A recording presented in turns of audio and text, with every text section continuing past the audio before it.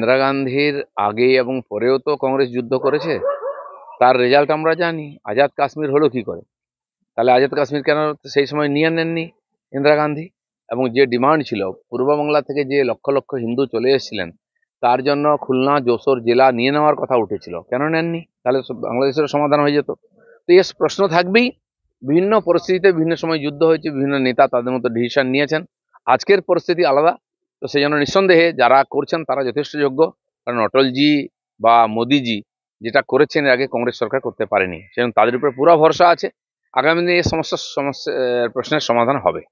নিঃসন্দেহে সারা ভারতবর্ষে যে ধরনের একটা উন্মাদনা তৈরি হয়েছিল, আর পাকিস্তানকে যোগ্য শিক্ষা দেওয়ার জন্য সবাই চাইছিল, সরকার সেভাবে স্টেপও নিয়েছিল। তো মাঝ রাস্তায় যুদ্ধ বন্ধ হয়েছে। কেন হয়েছে, কি হয়েছে, সরকার নিশ্চয়ই সেটা বলবে, পরিস্থিতি জনগণের সামনে তুলে ধরবে। কিন্তু জনতা এখনো চায় যে এই না রহেগা বাঁশ না বাজেগি বাঁশুরি, এরকমই স্টেপ নেওয়া উচিত। বিশেষ করে আজাদ কাশ্মীর যেটা, সেটা তো আমাদের কবজাতে আসা উচিত। আর আসবে, আজ হোক কাল হোক। বিভিন্ন পরিস্থিতির মধ্যে দিয়ে যুদ্ধ শুরু হয়েছে বা দুনিয়া এগোচ্ছে, আর্থিক মন্দা চলছে সব জায়গায় ইত্যাদি। সেজন্য বড় বড় দেশ চাইবে না যুদ্ধ হোক। কারণ দু তিনটা যুদ্ধতে দেখা গেছে বিশ্ব অর্থনীতি, তার মধ্যে ইউরোপ আমেরিকা খুব ধাক্কা খেয়েছে। তো ভারতের মতো একটা বড় রেসপন্সিবল দেশ, তারাও নিশ্চয়ই চিন্তা ভাবনা করে এগোচ্ছে। তো সেই সব মিলিয়ে আজকের মিটিং একটা গুরুত্বপূর্ণ বিষয়। দেখুন, পাকিস্তান চুক্তি লঙ্ঘন করে এটা নতুন কিছু না। যখন থেকে তার সঙ্গে চুক্তি হয়েছে, সে সিমলা চুক্তি থেকে আরম্ভ করে চিরদিনই উল্লঙ্ঘন করেছে আর করবেও। সেজন্য ওকে বিশ্বাস করা ঠিক নয়। ভারতও যথেষ্ট যোগ্যতার সঙ্গে তার উত্তর দিয়েছে। যেই তুর্কির দ্রোণ ইউজ করে ইউক্রেন রাশিয়াকে কাঁপিয়ে দিয়েছিল, সেই দ্রোণকে আমাদের সেনারা সীমার উপরেই ধ্বংস করেছে, ফিরে যেতে বাধ্য হয়েছে। তো এটা আমরা করতে পারি, দেখিয়ে দিয়েছি। তো সেই জন্য যে পরিস্থিতিতে যুদ্ধ হয়েছে আর যেভাবে যুদ্ধ বন্ধ হয়েছে, দুটো নিয়ে বহু লোকের মধ্যে নানা রকম প্রশ্ন আছে। সরকার এটা নিশ্চয়ই ক্লারিফিকেশন দেবে, এবং পরবর্তী কি পদক্ষেপ হবে, কিভাবে এগোনো উচিত, বা পাকিস্তানকে কতটা বিশ্বাস করা উচিত, সে ব্যাপারে নিশ্চয়ই চিন্তা ভাবনা করেছেন যারা এক্সপার্ট। আর তার উপরে দাঁড়িয়ে নিশ্চয়ই কথাবার্তা হবে। ইন্দিরা গান্ধীর আগে এবং পরেও তো কংগ্রেস যুদ্ধ করেছে। তার রেজাল্ট আমরা জানি। আজাদ কাশ্মীর হলো কি করে? তাহলে আজাদ কাশ্মীর কেন সেই সময় নিয়ে নেননি ইন্দিরা গান্ধী? এবং যে ডিমান্ড ছিল পূর্ব বাংলা থেকে যে লক্ষ লক্ষ হিন্দু চলে এসেছিলেন, তার জন্য খুলনা যশোর জেলা নিয়ে নেওয়ার কথা উঠেছিল, কেন নেননি? তাহলে বাংলাদেশের সমাধান হয়ে যেত। তো এই প্রশ্ন থাকবেই। বিভিন্ন পরিস্থিতিতে বিভিন্ন সময় যুদ্ধ হয়েছে, বিভিন্ন নেতা তাদের মতো ডিসিশন নিয়েছেন। আজকের পরিস্থিতি আলাদা। তো সেই জন্য নিঃসন্দেহে যারা করছেন তারা যথেষ্ট যোগ্য। কারণ অটলজি বা মোদিজি যেটা করেছেন এর আগে কংগ্রেস সরকার করতে পারেনি, সেজন্য তাদের উপরে পুরো ভরসা আছে। আগামী দিনে এই সমস্যা প্রশ্নের সমাধান হবে। নিঃসন্দেহে সারা ভারতবর্ষে যে ধরনের একটা উন্মাদনা তৈরি হয়েছিল, আর পাকিস্তানকে যোগ্য শিক্ষা দেওয়ার জন্য সবাই চাইছিল, সরকার সেভাবে স্টেপও নিয়েছিল। তো মাঝ রাস্তায় যুদ্ধ বন্ধ হয়েছে। কেন হয়েছে, কি হয়েছে, সরকার নিশ্চয়ই সেটা বলবে, পরিস্থিতি জনগণের সামনে তুলে ধরবে। কিন্তু জনতা এখনো চায় যে এই না রহেগা বাঁশ না বাজেগি বাঁশুরি, এরকমই স্টেপ নেওয়া উচিত। বিশেষ করে আজাদ কাশ্মীর যেটা, সেটা তো আমাদের কবজাতে আসা উচিত। আর আসবে, আজ হোক কাল হোক। বিভিন্ন পরিস্থিতির মধ্যে দিয়ে যুদ্ধ শুরু হয়েছে বা দুনিয়া এগোচ্ছে, আর্থিক মন্দা চলছে সব জায়গায় ইত্যাদি। সেজন্য বড় বড় দেশ চাইবে না যুদ্ধ হোক। কারণ দু তিনটা যুদ্ধতে দেখা গেছে বিশ্ব অর্থনীতি, তার মধ্যে ইউরোপ আমেরিকা খুব ধাক্কা খেয়েছে। তো ভারতের মতো একটা বড় রেসপন্সিবল দেশ, তারাও নিশ্চয়ই চিন্তা ভাবনা করে এগোচ্ছে। তো সেই সব মিলিয়ে আজকের মিটিং একটা গুরুত্বপূর্ণ বিষয়।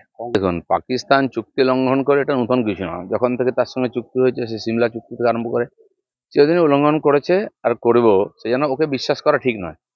ভারতও যথেষ্ট যোগ্যতার সঙ্গে তার উত্তর দিয়েছে। যেই তুর্কির দ্রোণ ইউজ করে ইউক্রেন রাশিয়াকে কাঁপিয়ে দিয়েছিল, সেই দ্রোণকে আমাদের সেনারা সীমার উপরেই ধ্বংস করেছে, ফিরে যেতে বাধ্য হয়েছে। তো এটা আমরা করতে পারি, দেখিয়ে দিয়েছি। তো সেই জন্য যে পরিস্থিতিতে যুদ্ধ হয়েছে আর যেভাবে যুদ্ধ বন্ধ হয়েছে, দুটো নিয়ে বহু লোকের মধ্যে নানা রকম প্রশ্ন আছে।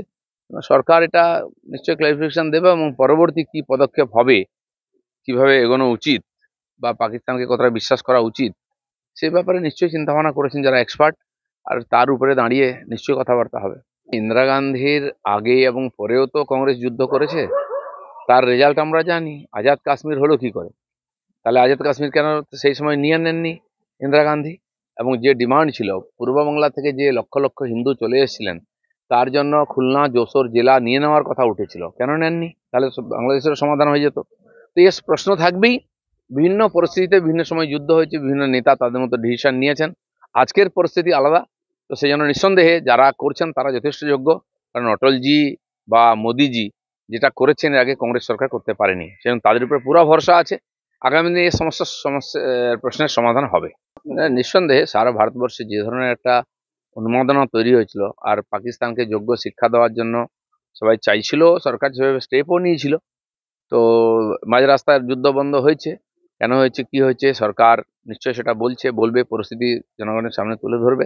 কিন্তু জনতা এখনো চায় যে এই না রহেগা বাঁশ না বাজেগি বাঁশুরি, এরকমই স্টেপ নেওয়া উচিত। বিশেষ করে আজাদ কাশ্মীর যেটা, সেটা তো আমাদের কবজাতে আসা উচিত, আর আসবে, আজ হোক কাল হোক। বিভিন্ন পরিস্থিতির মধ্যে দিয়ে যুদ্ধ শুরু হয়েছে বা দুনিয়া এগোচ্ছে, আর্থিক মন্দা চলছে সব জায়গায় ইত্যাদি। সেজন্য বড় বড় দেশ চাইবে না যুদ্ধ হোক। কারণ দু তিনটা যুদ্ধতে দেখা গেছে বিশ্ব অর্থনীতি, তার মধ্যে ইউরোপ আমেরিকা খুব ধাক্কা খেয়েছে। তো ভারতের মতো একটা বড় রেসপন্সিবল দেশ, তারাও নিশ্চয়ই চিন্তা ভাবনা করে এগোচ্ছে। তো সেই সব মিলিয়ে আজকের মিটিং একটা গুরুত্বপূর্ণ বিষয়। দেখুন, পাকিস্তান চুক্তি লঙ্ঘন করে এটা নতুন কিছু না। যখন থেকে তার সঙ্গে চুক্তি হয়েছে, সে সিমলা চুক্তি থেকে আরম্ভ করে চিরদিনই উল্লঙ্ঘন করেছে আর করবেও, সেই জন্য ওকে বিশ্বাস করা ঠিক নয়।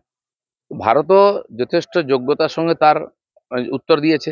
যেই তুর্কির দ্রোণ ইউজ করে ইউক্রেন রাশিয়াকে কাঁপিয়ে দিয়েছিল, সেই দ্রোণকে আমাদের সেনারা সীমার উপরেই ধ্বংস করেছে, ফিরে যেতে বাধ্য হয়েছে।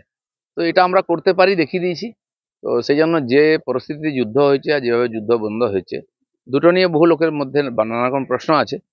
সরকার এটা নিশ্চয়ই ক্লারিফিকেশন দেবে, এবং পরবর্তী কি পদক্ষেপ হবে, কিভাবে এগোনো উচিত, বা পাকিস্তানকে কতটা বিশ্বাস করা উচিত, সে ব্যাপারে নিশ্চয়ই চিন্তা ভাবনা করেছেন যারা এক্সপার্ট। আর তার উপরে দাঁড়িয়ে নিশ্চয়ই কথাবার্তা হবে। ইন্দিরা গান্ধীর আগে এবং পরেও তো কংগ্রেস যুদ্ধ করেছে, তার রেজাল্ট আমরা জানি। আজাদ কাশ্মীর হলো কি করে?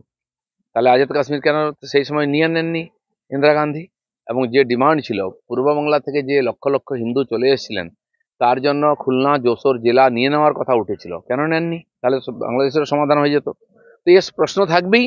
বিভিন্ন পরিস্থিতিতে বিভিন্ন সময় যুদ্ধ হয়েছে, বিভিন্ন নেতা তাদের মতো ডিসিশন নিয়েছেন। আজকের পরিস্থিতি আলাদা। তো সেই জন্য নিঃসন্দেহে যারা করছেন তারা যথেষ্ট যোগ্য। কারণ অটলজি বা মোদিজি যেটা করেছেন এর আগে কংগ্রেস সরকার করতে পারেনি, সেজন্য তাদের উপরে পুরো ভরসা আছে। আগামী দিনে এই সমস্যা প্রশ্নের সমাধান হবে। নিঃসন্দেহে সারা ভারতবর্ষে যে ধরনের একটা উন্মাদনা তৈরি হয়েছিল, আর পাকিস্তানকে যোগ্য শিক্ষা দেওয়ার জন্য সবাই চাইছিল, সরকার সেভাবে স্টেপও নিয়েছিল। তো মাঝ রাস্তায় যুদ্ধ বন্ধ হয়েছে। কেন হয়েছে, কি হয়েছে, সরকার নিশ্চয়ই সেটা বলবে, পরিস্থিতি জনগণের সামনে তুলে ধরবে। কিন্তু জনতা এখনো চায় যে এই না রহেগা বাঁশ না বাজেগি বাঁশুরি, এরকমই স্টেপ নেওয়া উচিত। বিশেষ করে আজাদ কাশ্মীর যেটা, সেটা তো আমাদের কবজাতে আসা উচিত, আর আসবে, আজ হোক কাল হোক। বিভিন্ন পরিস্থিতির মধ্যে দিয়ে যুদ্ধ শুরু হয়েছে বা দুনিয়া এগোচ্ছে, আর্থিক মন্দা চলছে সব জায়গায় ইত্যাদি। সেজন্য বড় বড় দেশ চাইবে না যুদ্ধ হোক। কারণ দু তিনটা যুদ্ধতে দেখা গেছে বিশ্ব অর্থনীতি, তার মধ্যে ইউরোপ আমেরিকা খুব ধাক্কা খেয়েছে।